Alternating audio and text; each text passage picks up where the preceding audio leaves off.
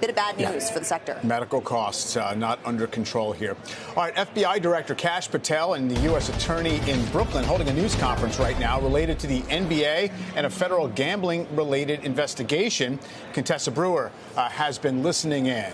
Contessa has some details. Yeah, this one is a doozy here, Mike. What we know is that there are two separate investigations and indictments involving both of them. One is a sports gambling investigation, and one is about illegal poker taking place with and in concert with organized crime. Okay, so first on the sports betting side, we have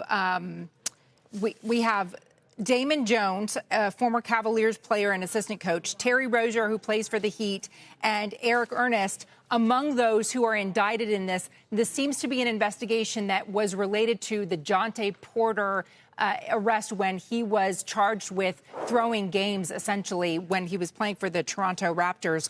They say that there are clearly wire fraud allegations and charges now that these players are facing. And among the defendants, they said that they were using information that was linked to games for the Lakers, the Raptors, the Hornets, and the Trailblazers, and that the defendants were profiting then off of those games as well as other things. Okay.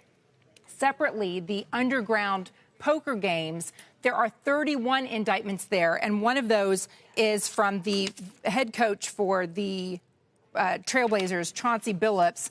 This one also has some overlap with Damon Jones and Terry Rozier involved with this one as well. Basically, what was happening, according to the U.S. attorney, is that they were going into these illegal poker games with fish, the victims who didn't know that the dealers and everybody else at the table were in on it, and they were using card shuffling machines and other technology to throw the games. But he says it was tens of millions of dollars that each one of these games, the victims were taken for thousands or tens of thousands of dollars. The news conference is ongoing. We continue to follow it. We'll bring you all of these details as we get them in. Contessa, going back to the sports betting scheme, are there kind of provisions or ring fences in place that would prevent players and coaches and those who would be kind of possessive of knowledge that, on how certain games could go that prevent them from participating in this? Or kind of what are the typical kind of prevention methods that the leagues and the gambling institutions use? Or is there nothing? It's just kind of, honor system. No, it's not. It's definitely not the honor system. There are advanced technologies in place that monitor the betting behavior. So all of a sudden, if you see an unusual amount of money coming in on Jontay Porter prop bets, remember, he was not a star player. So to have massive amounts of wagers placed on him, not performing in the game, then or outperforming in the game, that whatever it was, you would then flag that to the NBA or to the authorities as being an unusual betting pattern. And there are multiple companies that are involved in flagging this sort of aberrant betting behavior. That's one of the ways that they can tell.